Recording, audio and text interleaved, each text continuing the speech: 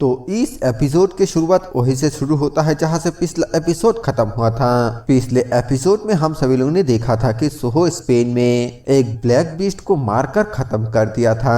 तो अब आगे सोहो अभी भी वहीं पर होता है और तभी उसके पास एक कॉल आता है जहां पर उसे बताया जाता है कि एक ब्लैक बीस्ट कैनबेरा कैंप की तरफ बढ़ रहा है। वो साओ पाउलो और रोम कैंप के करीब भी दिखाई दिए। सोहो टेलीपोर्टेशन डिवाइस का इस्तेमाल करते हुए बोलता है एक साथ इतने सारे, लेकिन मैं उन सबको एक एक करके पकड़ूंगा और इसीलिए मैं सबसे पहले कैनबेरा जाऊंगा। तुम लोग बाकियों को पकड़ने की कोशिश करके देखो, लेकिन अगर इसमें कुछ गड़बड़ होता है तो फिर तुरंत ही सोहोलैंड वापस लौट आना। दूसरी तरफ से कोई ईएस कमांडर बोलता है और तभी सोहो इस जगह से टेलीपोर्ट हो जाता है। सीन चेंज होता है, हमें यूनाइटेड स्टेट वाशिंगटन का सीन दिखाया जाता है जहां पर रास्ते से एक ब्लैक बीस्ट दौड़ रहा था और तभी वहां पर उस ब्लैक बीस्ट के सर के ऊपर एक पोर्टल ओपन होता है जिसके अंदर से आर्मर टाइगर यानी कि कुरो बाहर आते हुए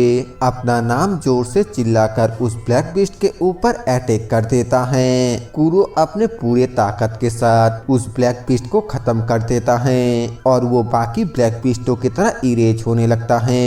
लेकिन कुरो इस चीज को देखकर काफी ज्यादा हैरान होते हुए अपने मन में बोलता है, अरे ये क्या, ये तो कोई आम मॉन्स्टर नहीं है, ये तो गॉड का शैडो है। मौत की यादें, मेरी यादें आखिरकार वापस आने लगी। ये कोई सिंपल डायमेंशनल ओवरलैप नहीं है जैसे कि इंसान डंजन में बात करता है। इस दुनिया में हेलगेट ओपन हो गया है, बिल्कुल मेरे खोए हुए धरती की तरह। ये बोलकर कुरो बहुत ही ज्यादा गुस्से से जोरदार एक जमीन पर अटैक करता है जिससे आसपास के कार हवा में उड़ने लगता है और वो ब्लैक बीस्ट भी पूरी तरीके से धूल में बदल जाता है। कुरो उसे देखते हुए आगे मन में बोलता है, क्या मौत के यादें अचानक गायब हो जाते हैं और क्योंकि ये इरोजन फैल नहीं रहा है तो क्या इसका मतलब ये शुरुआती स्तर पर है। हमें आसपास बहुत सारे लोगों को दिखाया जाता है जो कि कुरो को देखकर बहुत ही ज्यादा खुश होते हुए बोलता है, आर्मर टाइगर ने ब्लैक बीस्ट को मार गिराया,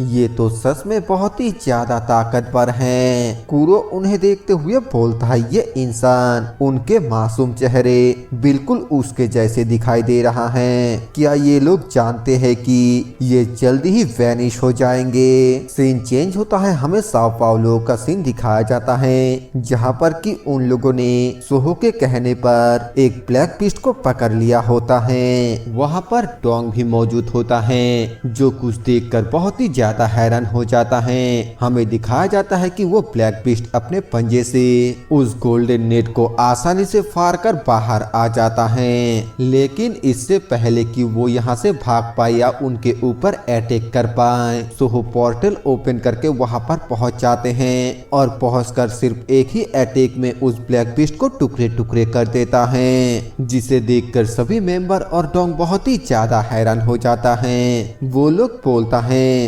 कमांडर ने तो सिर्फ एक ही स्ट्राइक में ब्लैक बीस्ट को खत्म कर दिया। और डोंग बोलता है, अरे वाह ब्रदर सोहो, अब आप एक असली हीरो की तरह ब्लैक बीस्ट को हंट कर रहे हैं। तभी हमें वहाँ पर कुछ काले काले टुकड़े को दिखाया जाता है जिसे देखते हुए डोंग बोलता है, जरा एक मिनट रुकिए ब्रदर, आपके पैरों के नीचे के वो काले काले टुकड़े अभी भी हिल रहा है। सोहो बोलता है, क्या मेरा ये ताकत इसे खत्म करने के लिए काफी नहीं था। डोंग बोलता है, ब्रदर आपको उसके कॉन्ट्रैक्ट में नहीं आना चाहिए। और तभी हमें दिखाया जाता है कि वो सभी काले टुकड़े काले धुएं में बदलते हुए एक साथ इकट्ठा होने लगता है और फिर सोहो को चारों ओर से घेरने लगता है। डोंग घबराते हुए बोलता है, ब्रदर आपको तो ये ब्लैक पोर्टल निकल रहा है, आपके पीछे देखिए, वहाँ पर तो एक और ब्लैक बीस्ट है। सोहो अपने सिस्टम पैनल को देखता है जहाँ पर कि उसका हार्मोनियस पावर बहुत ही ज्यादा कम हो चुका है। वो बोलता है, मेरा हार्मोनियस पावर तो खत्म हो चुका है और इस वक्त इसे रिकवर करने का कोई भी तरीका नहीं हैं जो कि मेरे लिए बहुत ही ज्यादा बुरा है। फिर वो डोंग को बोलता है, डोंग इस बार मुझे बाहर निकलने में और भी ज्यादा वक्त लगेगा, तो अभी के लिए तुम इस जगह से भाग जाओ। ये बोलते हुए सोहो ब्लैक पोर्टल के अंदर चला जाता है और बाहर से डोंग से ब्रदर ब्रदर कह के चिल्लाता रह जाता है। फिर हमें कुछ देर के बाद ब्लैक पोर्टल के अंदर का सीन दिखाया जाता है, जहाँ पर कि जब सोहो अपने आंखें खोलता है तब वो अपने सामने अपने जैसा दिखने वाले उसी बंदे को देखता है। वो बोलता है, ये आदमी फिर से। शैडो सोहो को देखकर एक क्रीपी सा स्माइल देता है, जिसे देखते ही सोहो उसके मुंह पर एक जोरदार मुक्का मार देता है और गुस्से से बोलता है, मुझसे दूर हट जा कमीने, तेरे मुंह से बहुत ही बदबू आ रहा है। शैडो स्माइल करते हुए बोलता है, तुम्हारे पंच में तो दम है, लेकिन क्या तुम सचमुच इतना रिलैक्स कर सकते हो? सोहो ने उसको जहाँ पर हिट किया था उस जगह से खून की तरह काले काले चीज निकलता हुआ दिखाया जाता है, जिनमें से और भी शैडो सोहो बनने लगता है। इस चीज को देखकर सोहो थोड़ा हैरान होता है। वो हैरान होते हुए मन में बोलता है, क्लोन, क्या यही वजह है कि अचानक से इतनी सारे ब्लैक पोर्टल अपेयर हो गया?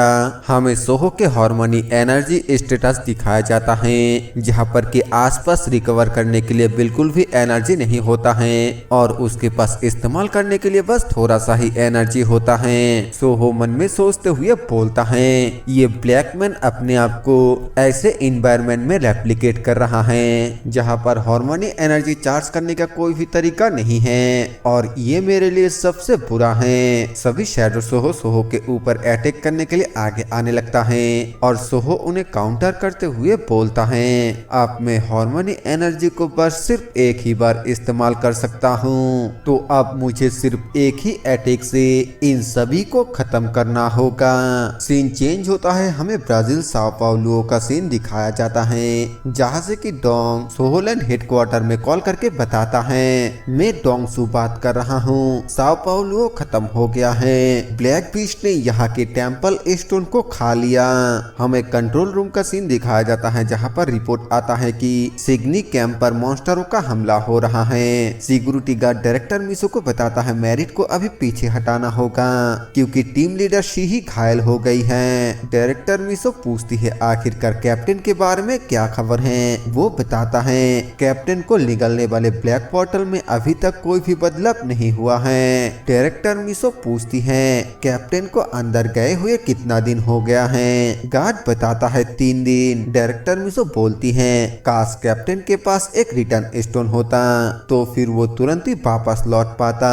और तभी डायरेक्टर मिसो के दिमाग में कुछ ख्याल आती है और वो चिल्लाते हुए बोलती है, तुरंत ही चियांग जी को बुलाओ। हमें फिर से सोहो का सीन दिखाया जाता है, जो कि अभी भी शैडो सोहो के साथ फाइट कर रहा होता है। वो फाइट करते हुए मन में बोलता है, अगर मैं अपने स्ट्रेंथ से कंट्रोल खो देता हूँ तो फिर वॉल इम्पैक्ट 2 हिस्सों में स्प्लिट हो जाएगा। अपने आखिरी बचे हुए हार्मोनी एनर्जी को इस्तेमाल करते हुए उन चारों को खत्म करने के लिए मुझे उन सभी को एक जगह पर इकट्ठा करना होगा और उन सभी के ऊपर स्ट्राइक करना होगा। लेकिन आखिरकार मैं उन कमीनों को एक साथ कैसे लाऊं? सभी शैडो सोहो के ऊपर जोर जोर से हंसने लगता है और सोहो का मजाक भी उड़ाने लगता है। साथ में ये भी कहने लगते हैं कि हम भूखे हैं, जिसे सुनकर सोहो हैरानी से सोचते हुए बोलता है, क्या इन्हें भूख लगी है? शायद से मैजिक स्टोन से मेरा काम बन सकता है। अगर मैं इन्हें मैजिक स्टोन का लालच दूं तो फिर मुझे मौका मिल सकता है। ये बोलकर वो मैजिक स्टोन को बाहर निकालता है और मैजिक स्टोन को देखकर सभी शैडो हैरान होते हुए बोलता है, मैजिक स्टोन मैं खाना चाहता हूँ। सोहो मैजिक स्टोन उनके तरफ फेंकते हुए बोलता है, ये मैजिक स्टोन है जिसे तुम लोग पसंद करते हो, तुम लोग इसे चाहते हो है ना? आओ और इसे लेने की कोशिश करो। मैजिक स्टोन को देखकर सभी शैडो एक साथ उसे लेने के लिए इकट्ठा हो जाता है और इसी मौके को देखकर सोहो अपने आखिरी बचे हुए एनर्जी के साथ उन सभी के ऊपर एक बहुत ही खतरनाक लाइटनिंग स्ट्राइक करता है, जिसके वजह से वहां पर एक बहुत ही जोरदार धमाका होता है और उन सभी का बॉडी भी डिस्ट्रॉय हो जाता है, जिसे देखकर सोहो बोलता है ये खत्म हुआ। लेकिन तभी हमें दिखाया जाता है कि सभी शैडो फिर से रिफॉर्म होने लगता है और सोहो अपने पैनल को देखते हुए बोलता है धत्तरे की, क्या मेरा ताकत इसलिए कमजोर पड़ गया क्योंकि मेरे पास हार्मोनी एनर्जी कम था। और फिर उन शैडो को देखते हुए बोलता है मेरे हार्मोनी एनर्जी पूरी तरीके से खत्म हो गया है, आखिरकार अब मैं क्या करूं। तभी एक शैडो सोहो की तरफ भागकर आते हुए बोलता है और क्या बस यहाँ पर मर जाओ। उसके ये बोलते ही ये एपिसोड यहीं पर खत्म हो जाता है। वीडियो पसंद है तो वीडियो को लाइक कर देना, चैनल पर नए हो तो सब्सक्राइब कर देना। मैं मिलूंगा आप सभी से एक नए वीडियो के साथ, तब तक के लिए बाय बाय।